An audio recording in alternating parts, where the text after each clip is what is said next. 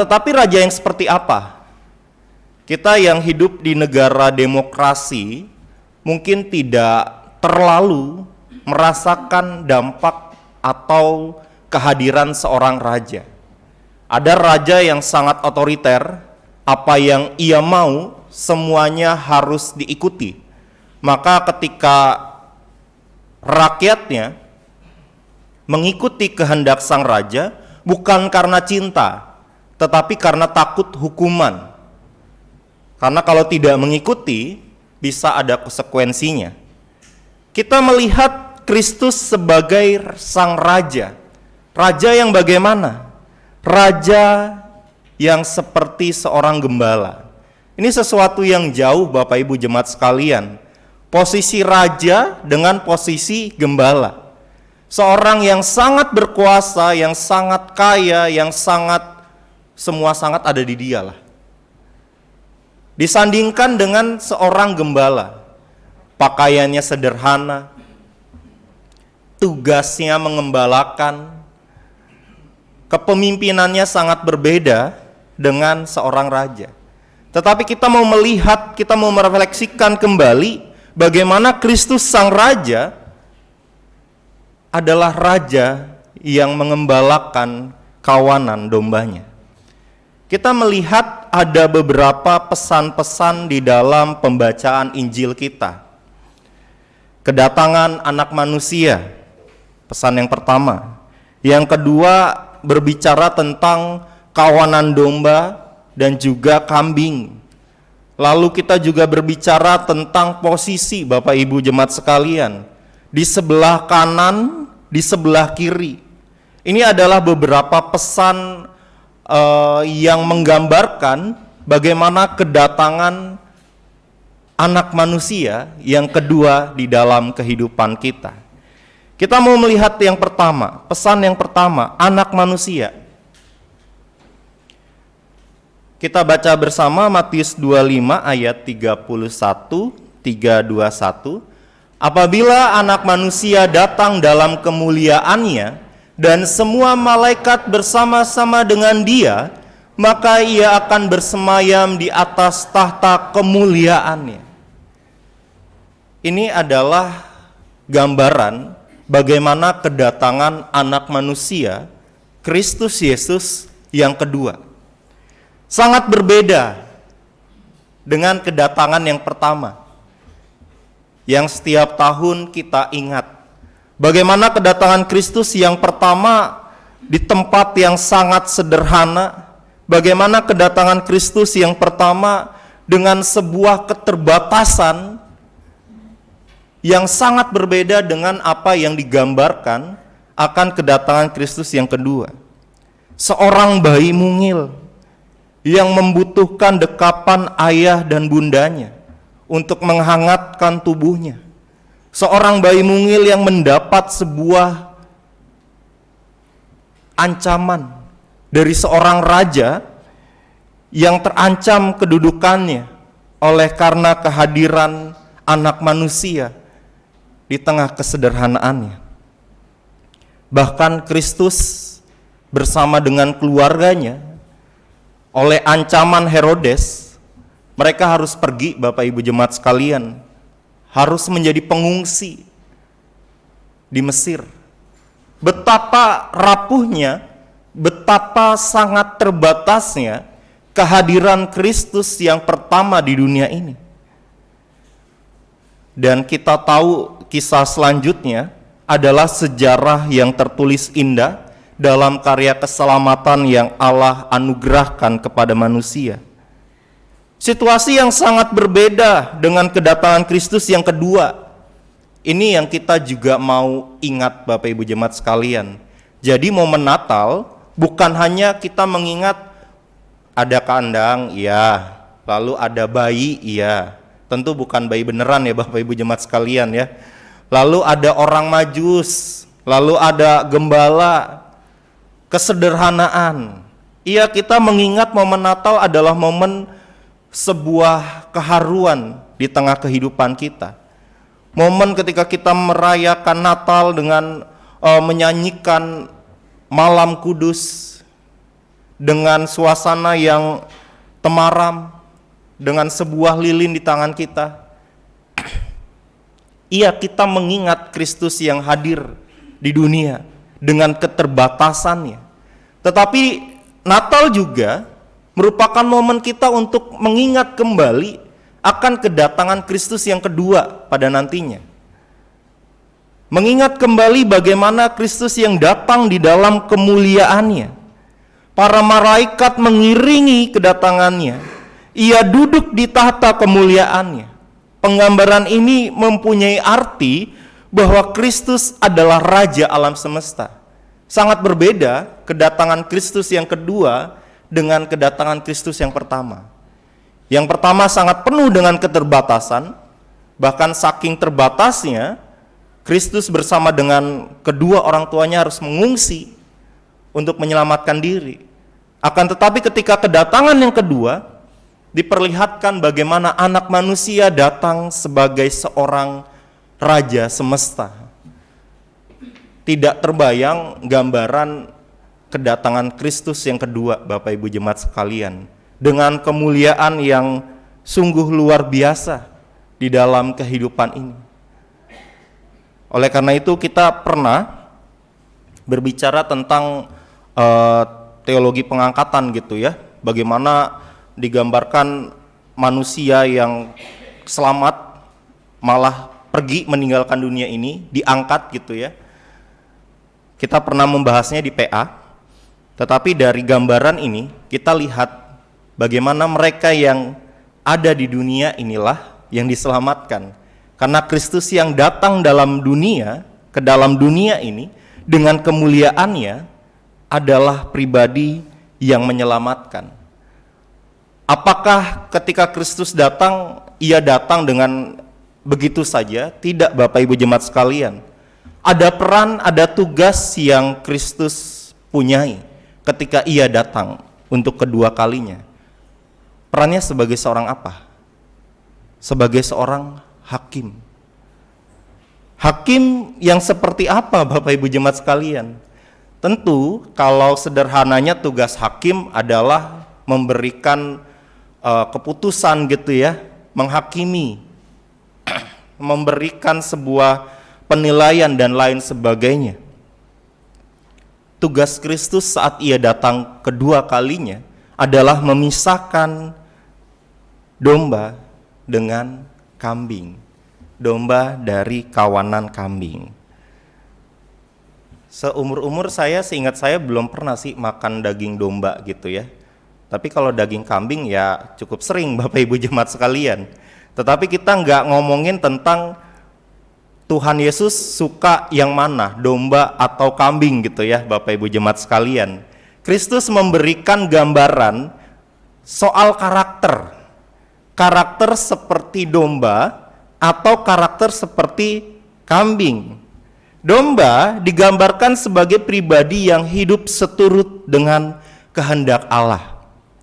Penggambaran akan kedua hewan ini seturut dengan kondisi di masa itu Bapak Ibu jemaat sekalian. Kondisi yang tidak asing tentunya. Kalau kita mendengar cerita ini pada saat ini rasanya kok ya asing gitu ya. Bapak Ibu jemaat sekalian ada kenalan sebagai gembala domba atau gembala kambing? Rasanya jarang juga ya. Kalau dulu waktu saya kecil di Tangerang masih ada tuh orang yang ngangon kambing gitu ya. Ngangon, tahu kan ya Bapak Ibu jemaat sekalian ya, menjaga gitu ya. Dan itu masih ada dulu. Kalau sekarang di Jakarta, di Bekasi dan sekitarnya rasanya sudah jarang. Tetapi penggambaran akan sosok domba dan kambing pada saat itu sesuatu yang familiar, sesuatu yang jamak ditemui oleh orang pada saat itu. Domba merupakan kawanan hewan yang hidup berkelompok Bapak Ibu jemaat sekalian. Ini karakter pertama yang mau kita belajar dari kawanan ini. Mereka suka hidup berkelompok. Mereka akan berusaha untuk saling menjaga satu sama lainnya. Dalam kawanan domba ini, terkadang ada domba yang hilang tersesat. Namanya kawanannya banyak. 1-2 adalah yang hilang tersesat. Tetapi seperti bacaan pertama kita tadi, Sang gembala siap untuk mencari hingga menemukan domba yang hilang. Menarik bila kita juga mencermati bahwa domba, Bapak Ibu jemaat sekalian, mempunyai keterbatasan dalam penglihatannya. Sehingga domba lebih peka di dalam mendengar. Oleh karenanya domba akan berusaha mendengarkan suara dari sang gembala dan juga suara dari kawanan domba lain. Maka dari penggambaran ini kita melihat, kita mendapat pembelajaran akan pentingnya saling menjaga di dalam persekutuan kita, di dalam keluarga kita, di dalam persekutuan gereja kita, untuk saling menjaga seperti karakter seekor domba, saling menjaga satu dengan yang lain, dan juga saling mendengar, untuk mendengarkan apa yang menjadi kehendak sang gembala. Berbeda dengan kambing, Bapak Ibu jemaat sekalian. Hewan ini ternyata sangat individualis. Ia kalau ada kumpulan nggak banyak. Mereka lebih individual pribadinya ketimbang domba. Mereka tidak perlu untuk hidup berkelompok. Mereka baru mau bila sang gembala memaksa mereka. Bahkan terkadang tidak segan-segan sang gembala ini ngebukin, Bapak Ibu, memakai kekerasan untuk membawa kawanan kambing ini masuk ke dalam kandangnya. Dan juga kambing ini agak sombong, Bapak Ibu jemaat sekalian. Dia mempunyai tanduk yang merasa bahwa dirinya bisa menjaga, bahwa dirinya bisa melindungi, tidak membutuhkan orang lain, tidak membutuhkan gembala. Ya, kita tidak ngebicarain domba Garut ya Bapak Ibu jemaat sekalian ya. Domba Garut juga punya tanduk yang luar biasa. Ini domba jenis lain Bapak Ibu jemaat sekalian. Hal ini menambah kepercayaan diri bahwa ia tidak membutuhkan pribadi lain. Maka berhati-hatilah ketika diri kita merasa jadi si yang paling benar di dalam kehidupan ini. Tidak membutuhkan pertolongan orang lain, tidak membutuhkan persekutuan, terlebih tidak membutuhkan kehadiran Tuhan di dalam kehidupan kita. Hati-hati. Kristus memberikan gambaran bagaimana kawanan domba mendapatkan tempat teristimewa di dalam kehidupannya. Kita lihat bersama posisi kanan dan kiri. Ini adalah sebuah penggambaran ketika mereka yang melakukan kehendak Kristus masuk dalam kehidupan kekal di sebelah kanan. Nah, ini posisi kanan kita sering melihat adalah posisi yang baik, posisi yang duduk di sebelah kanan Allah, posisi yang istimewa. Ya, bukan berarti yang duduk di sebelah kanan saya istimewa gitu ya, enggak Bapak Ibu jemaat sekalian. Ini adalah sebuah penggambaran bagaimana mereka yang masuk pada posisi kanan ini mereka yang dapat menikmati kerajaan Allah, dapat hidup bersama dengan Allah di dalam kehidupan kekal. Menjadi sebuah pertanyaan, ini saya selalu tanyakan di kelas katekisasi. Gambaran surga di dalam kehidupan kita tuh seperti apa sih? Kita berbicara hidup kekal. Gambaran surga tuh seperti apa sih? Ada yang mengatakan, oh dingin tempatnya, sejuk gitu ya. Atau tempatnya itu tentu tidak berpolusi, pokoknya nyaman gitu ya, damai, penuh dengan sukacita, tidak ada sakit penyakit di sana, dan lain sebagainya. Kalau secara detailnya, kita bisa belajar, tetapi itu masih penggambaran yang tentu tidak bisa sempurna Bapak Ibu jemaat sekalian. Penggambaran surga yang bisa kita lihat, itu bisa dilihat di kitab Kejadian, ketika Tuhan menciptakan Taman Eden. Disitulah gambaran bagaimana ternyata ketika kita di surga, kita nggak cuma duduk gitu ya, nggak cuma beribadah, tetapi juga kita bisa bekerja di sana. Apa yang Tuhan sampaikan kepada manusia yang pertama adalah mengusahakan, tetap bekerja. Tetapi tentu Di dunia yang Allah bertahta di dalamnya, korupsi, nepotisme gitu itu nggak ada, Bapak Ibu jemaat sekalian. Kong kali kong itu nggak ada. Oleh karena itu, itulah gambaran akan kerajaan Allah di dalam kehidupan kekal. Maka kita mau melihat apakah diri kita mau masuk dalam kerajaan Allah ini. Kalau ditanya mau masuk surga, ya mau gitu ya. Mau menjadi warga kerajaan Allah? Iya tentu mau. Itu adalah sebuah pengharapan, itu adalah sebuah kerinduan. Tetapi bagaimana untuk bisa menjadi pribadi yang layak? Kalau kita sudah mengimani Kristus sebagai Tuhan dan Juru Selamat kita sudah dimateraikan. Artinya apa? Kita sudah menjadi warga kerajaan Allah. Kita sudah menjadi keluarga Allah. Iya, tapi apakah kita layak untuk masuk ke sana? Ini menjadi sebuah pertanyaan reflektif untuk kita, Bapak Ibu jemaat sekalian. Bagaimana cara kita untuk bisa dikatakan layak menjadi warga kerajaan Allah?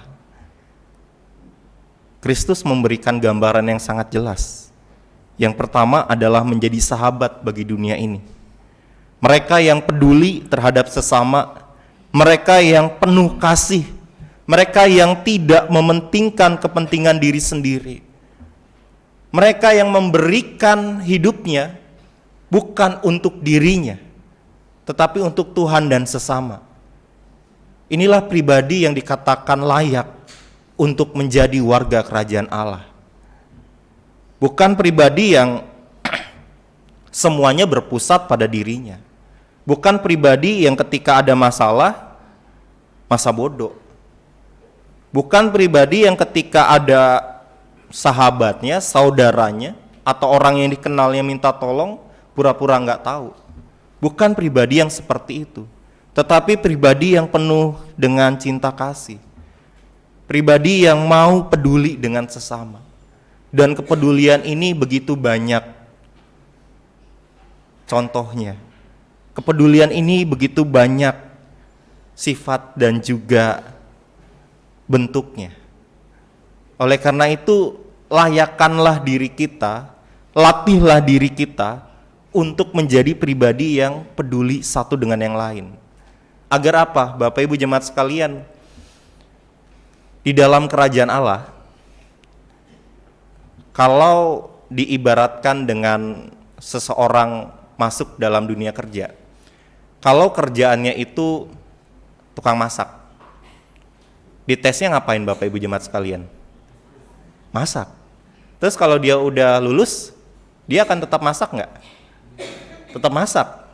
Nah, kalau apa yang disampaikan Kristus itu adalah sebuah tes, lalu kita melakukan tes itu, lalu kita berhasil, contohnya kita menjadi dombanya, apakah kita tidak melakukan hal itu lagi? Enggak. Ternyata di kehidupan kekal adalah mereka-mereka yang peduli satu dengan yang lain, mereka yang tidak mementingkan dirinya, mereka yang mencintai satu dengan yang lain, mereka yang setia, dan mereka yang setia kepada Sang Gembala Agung sampai akhir. Inilah pribadi-pribadi yang layak masuk dalam kerajaan Allah. Kalau kita orang Kristen ditanyakan, yakin gak masuk surga? Yakin, karena kita sudah diselamatkan. Tapi layakkah kita untuk menjadi warga kerajaan Allah? Mari bersama-sama kita mengasah diri kita bersama-sama di tengah persekutuan saling ngingetin satu dengan yang lain, saling peduli satu dengan yang lain, agar ketika kita masuk dalam kerajaan Allah, seperti tadi saat kita menjadi tukang masak, enggak gelagapan. Tuhan menguatkan kita. Sebelum berakhir renungan ini, ada satu ilustrasi. Ini tentang kuda, Bapak Ibu jemaat sekalian. Ada yang pernah naik kuda? Saya ngeri naik kuda itu ya. Jadi ada kuda yang cerdas, kuda yang gegabah, kuda yang bodoh, dan kuda yang amat sangat dungu. Sekali lagi, ada kuda yang bijak, ada kuda yang cerdas, ada kuda yang gegabah, ada kuda yang bodoh, dan ada kuda yang amat sangat dungu. Dan satu orang pelatih. Pelatihnya ini memakai cambuk. Kuda bijak tidak perlu sampai melihat cambuk. Begitu pelatih memintanya melakukan sesuatu, kuda itu akan langsung melakukan apa yang pelatihnya mau, karena ia sudah banyak berlatih. Untuk kuda yang cerdas, terkadang pelatih harus mengambil cambuk dan membiarkan bayangan cambuk itu untuk menimpa kuda itu. Bayangannya doang. Baru lihat bayangannya, si kuda sudah langsung mengerti.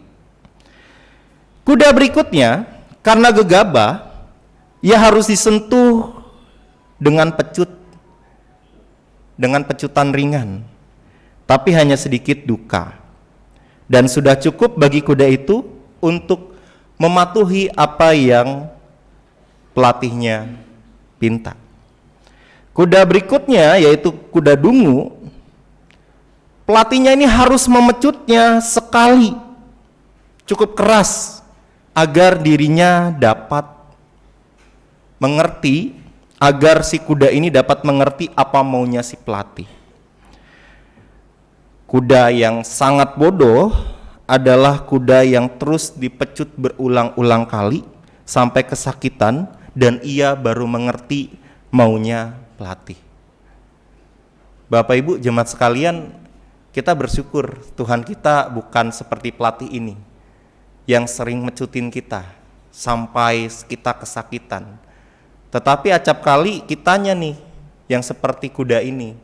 Kitanya kurang bijaksana, kitanya kurang cerdas, kitanya cenderung dungu atau bodoh untuk dapat mengerti kehendak Tuhan. Mengapa kita seperti itu? Terkadang kitanya yang terkadang kitanya yang kurang belajar untuk memahami kehendak gembala kita.